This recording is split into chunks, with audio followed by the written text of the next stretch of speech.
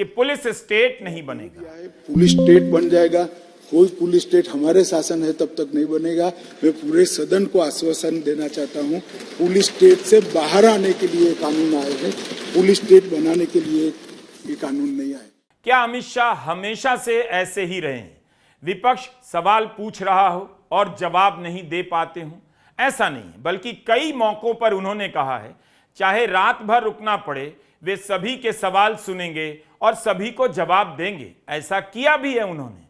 अगस्त 2019 में नागरिकता बिल पेश करते समय अमित शाह के भाषण में आपको आत्मविश्वास और आक्रामकता दोनों नजर आएंगे।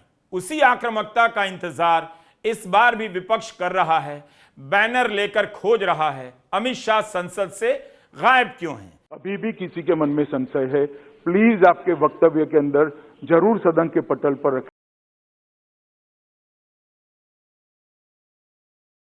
प्रधान को इस्तीफा नहीं देना चाहिए था। अमित शाह इस्तीफा नहीं दे रहे हैं, लेकिन जवाब क्यों नहीं दे रहे हैं? यहां उनके पीछे सावरकर और चाणक्य की तस्वीर है। आईटी सेल और गोदी मीडिया अमित शाह को चाणक्य की तरह पेश करता रहा है और लगता है अमित शाह भी खुद को चाणक्य की तरह दिखना पसंद करते हैं। यह पोस्टर पिछले साल बीजेपी के ट्विटर हैंडल से जारी हुआ, जिसमें अमित शाह को नए भारत का चाणक्य बताया गया है। बीजेपी की चुनावी रैलियों में भी उनका चाणक्य कहकर स्वागत होता है। सवाल है, तमाम चुनावी जीत क्या फ्री एंड फेयर है? आज चुनाव आयोग सवालों के घेरे में है।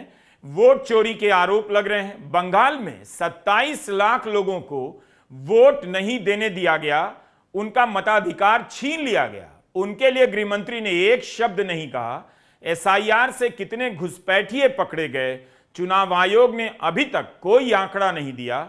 मगर अमित शाह चुनाव बात सही है कि मोदी और शाह यानी जो गुजरात लॉबी है, जिनके हाथ में इस वक्त देश का सारा सिस्टम है, दो ही लोगों के हाथ में है, कि वाकई बहुत प्रेशर में है, बौखलाए हुए हैं और अक्सर बौखलाहट में गलती हो ही जाती है।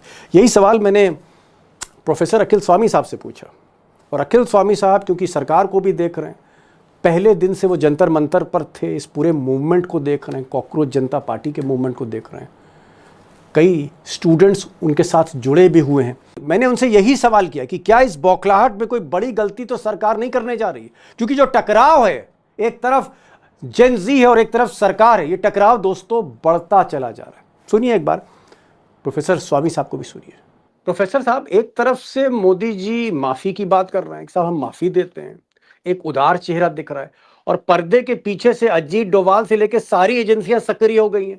इधर मुकदमा, उधर मुकदमा, इधर पुलिस, उधर पुलिस। तो क्या भाई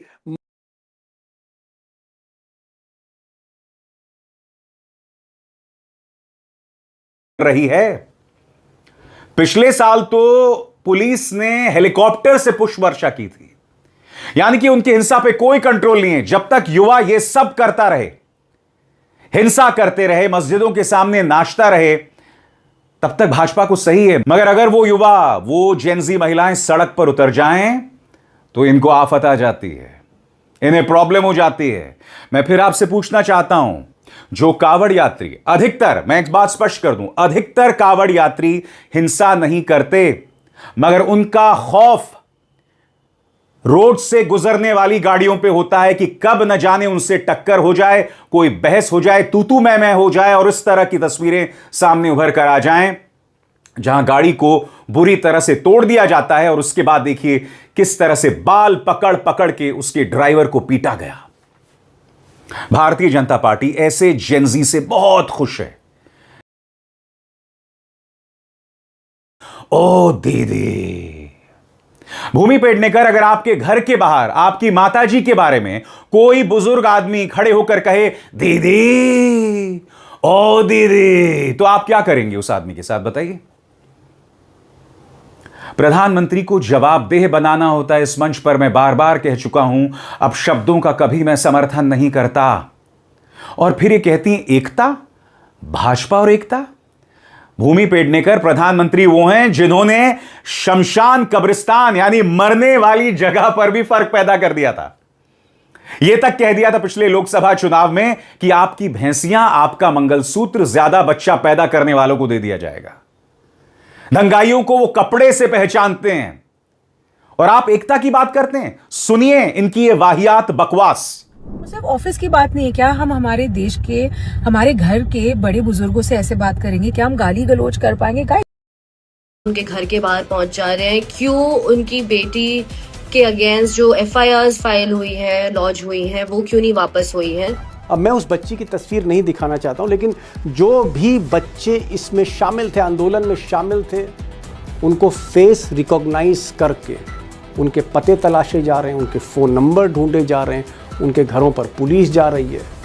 और वैसे भी सुप्रीम कोर्ट ने तो कह ही दिया है कि अगर हिंसा है या कहीं तोड़फोड़ है तो आप कार्रवाई कर सकते हैं। लेकिन इससे भी बड़ी खबर ये है, क्योंकि सरकार बौखलाई हुई है, अमित शाह की कुर्सी पर बनी हुई है, इस्तीफ़ा मांगा जा रहा है, सोमवार को फिर इस्तीफे की मांग होगी। अमित शाह और Ajit Doval, national security advisor, Modi ji के सबसे बड़े खुफिया अफसर, मिलकर, इंटेलिजेंस ब्यूरो मिलकर, ये सब मिलकर एक बड़ी जांच कर रहे हैं दोस्तों। और जांच ये हो रही है, जो मुझे पता लगा है, कि कहाँ से फंड आए। यानी जब जंतर मंतर, हमारी मांग जो है, हम चीख कर इतने दिनों से यही बता रहे हैं कि 14वीं जेपीएससी को रद्द किया जाए। इतने लोग जो लोग धांधली में फंसे, उन्हें आप गिरफ्तार करें, उनके ऊपर कार्रवाई हो और वो सीबीआई के द्वारा हो।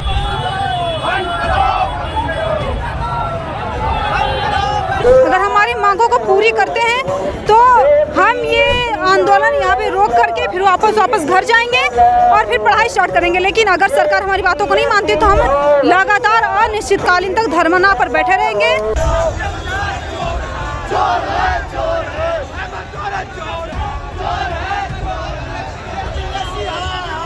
मुझे नहीं पता था उस टाइम कि इस सरकार में इतनी धांधली होगी कि दिन रात मेहनत करने वाले स्टूडेंट रोड पे ही अटक जाएंगे और एक दिन पढ़ने वाले अधिकारी और पदाधिकारी बन जाएंगे। ये कहीं भी साफ सुथरी हमें पारदर्शिता नहीं दिखाई देती है। तो हम चाहते हैं कि जो भी सिस्टम में अंदर से खोखलापन है, जो भी करप्शन है, आप उसका सफाया कर दें, बड़े ही पारदर्शिता के साथ, निष्पक्षता के साथ।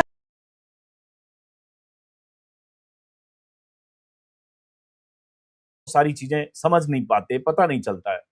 तो आपके जरिए हम समझने की कोशिश करेंगे कि ये जो झारखंड के छात्र हैं जो रांची में आंदोलन कर रहे हैं, दरअसल उनके मुद्दे क्या है, वो चाहते क्या है, गड़बड़ियां क्या हुई, और राजधानी में रहते हुए भी सरकार क्या उन्हें बातचीत के लिए उनसे इंगेज नहीं कर रही है, या सरकार जानबूझकर उन्हें नजरअंदाज कर रही है। तो जरा सिलसिलेवार ढंग से बताइए। दो मुद्दे हैं, दो एग्जाम की बात है, जेएसएससी सीजीएल और जेपीएससी। तो दोनों को बाइफरकेट करके जरा समझाइए।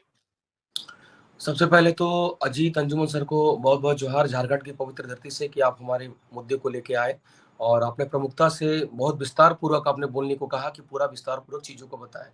मैं आपको एक एक पॉइंट सिलसिलेवार ढंग से समझाऊंगा और मेरे हिसाब से आपके दर्शकों को और पूरे भारतवर्ष को ये क्लियर हो जाएगा कि आखिर ये जो झारखंड में ये जो प्रोटेस्ट चल रहा है और जो भ्रष्टाचार का जो लेवल है वो पूरे राज्य में या केंद्र के परीक्षा।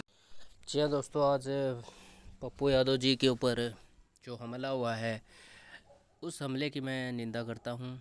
ठीक है, ऐसा नहीं होना चाहिए था। पप्पू यादव जी एक बहुत ही सीनियर नेता हैं। ठीक है, हालांकि वो तो निर्दलीय लड़ते हैं, ना वो किसी पार्टी से संबंधित हैं। ठीक है, और वो जीत जाते हैं। ठीक है, क्योंकि लोग उनसे प्यार करते हैं और ये एक अच्छी बात है दोस्तों। ठीक है, जब उन्होंने चंदा चोरी के ऊपर इस तरह की वीडियो बनाई थी तो लोगों ने उन पे कुछ कथित लोगों ने हमला कर दिया था। ठीक है, तो जब चंदा चोरी तो वही हुई थी, तो मैं उन लोगों से ये पूछना चाहता हूँ, तो उन लोगों ने होम मिनिस्टर से ये सवाल क्यों नहीं पूछा? ठीक है, जो चंदा चोरी हुई है तो तुमने होम मिनिस्टर से सवाल करना चाहिए था। ठीक है, बेचारे पप्पू यादव जी का इसमें क्या कसूर है? ठीक है, उसने तो ये पूछा ही था कि हनुमत पूछे राम से, बता दीजिए चंदा चोरी किसने किया है, ज़रा पता लगा दीजिए। ठीक है, तो जितने भी अंधभक्त हैं इनसे यही सवाल है कि अब तुम्हारा जो गेम है वो अब चलने वाला नहीं है। ठीक है, क्योंकि जो बांकीपुर में हुआ है, जो रिज़ल्ट आया बांकीपुर विधानसभा का, तो अब बहुत जल्द तुम लोगों का ये पत्ता कटने वाला है। ठीक है, अब बहुत जल्द तुम्हारा ये अभी चलने वाला है नहीं। ठीक है, तो यही है दोस्तों, अगर जनता सवाल करने लगी, ठीक है, तो अंधभक्त उसको पीट देते हैं। बट अब हर लाठी का, हर दर्द का जवाब देना होगा दोस्तों, ठीक है। और दतिया में भी जो बीजेपी को हार का सामना करना पड़ा है, ठीक है, वहाँ पर जो भीम आर्मी के दामोदर यादव हैं, ठीक है, वहाँ उनकी जीत हुई है। तो कहीं ना कहीं लोग अब इनसे परेशान हो चुके हैं दोस्तों, एक तीसरा विकल्प लोग ढूंढ रहे हैं।